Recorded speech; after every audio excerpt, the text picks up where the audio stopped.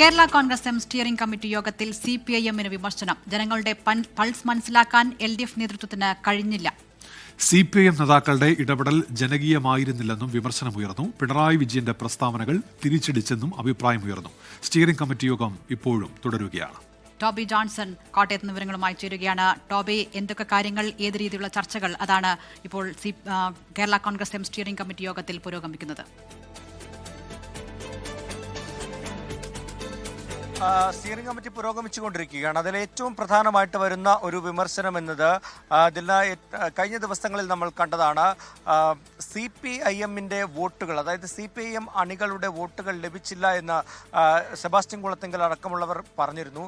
ആ സമാനമായ രീതിയിലുള്ള വിമർശനങ്ങളാണ് ഇപ്പോൾ സ്റ്റിയറിംഗ് കമ്മിറ്റിയിൽ ഉയർന്നു വരുന്നത് എന്നാണ് നമുക്ക് മനസ്സിലാക്കാൻ സാധിക്കുന്നത്. അതായത് CPIM-ന്റെ വോട്ടുകൾ ലഭിച്ചില്ല, CPIM നേതാക്കൾ താഴെത്തട്ടിലുള്ള ജനങ്ങളുടെ വികാരം മനസ്സിലാക്കിയില്ല, യാതൊരു സ്വാധീനവും ചെലുത്താൻ ഇവർക്ക് സാധിച്ചില്ല തുടങ്ങിയ വിമർശനങ്ങൾ ഉയർന്നു വരുന്നു. ഒപ്പം തന്നെ മുഖ്യമന്ത്രിയായിരുന്ന പിണറായി വിജയന്റെ നിലപാടുകൾ, ഈ തെരഞ്ഞെടുപ്പ് സമയത്ത് നടത്തിയ പ്രസ്താവനകളടക്കം തിരിച്ചടിയായെന്ന് തൃശ്ശൂർ അടക്കമുള്ള ജില്ലാ പ്രസിഡന്റുമാരുടെ ഒരു നിലപാടായിട്ട് അതും പുറത്തേക്ക് വരുന്നുണ്ട്. എന്തായാലും ഈ വിഷയങ്ങളിലെല്ലാമുള്ള ചർച്ചകളാണ് ഇപ്പോൾ പുരോഗമിക്കുന്നത്. ഒപ്പം തന്നെ മറ്റൊരു പ്രധാനപ്പെട്ട കാര്യം, ഈ മുന്നണി മാറ്റവുമായി ബന്ധപ്പെട്ടുള്ള കാര്യങ്ങളും ചർച്ചയിലേക്ക് വരുന്നുണ്ട് എന്നാണ് നമുക്ക് മനസ്സിലാക്കാൻ സാധിക്കുന്നത്. പ്രമോദ് നാരായണന്റെ നിലപാടുകളെക്കുറിച്ചുള്ള വിമർശനങ്ങൾ ഉയർന്നു വന്നു. പാർട്ടിക്ക് വിധേയനായല്ല അദ്ദേഹം പ്രവർത്തിച്ചത് എന്നുള്ളൊരു വിമർശനം കൂടി പുറത്തു വന്നിട്ടുണ്ട്.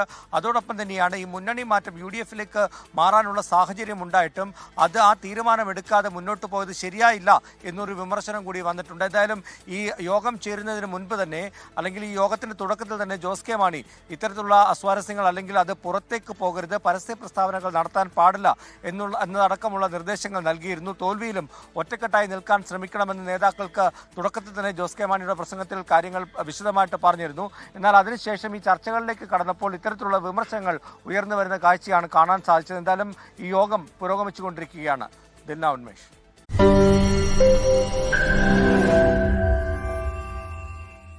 ലോകത്തെവിടെയായാലും ഏത് സമയത്തും 24 വാർത്തകളും ഓഗ്മെന്റഡ് റിയാലിറ്റി പാക്കേജുകളും എക്സ്പ്ലെയിനറുകളും വിശദമായി കാണാൻ ഞങ്ങളുടെ YouTube ചാനൽ നിങ്ങൾക്ക് സബ്സ്ക്രൈബ് ചെയ്യാം.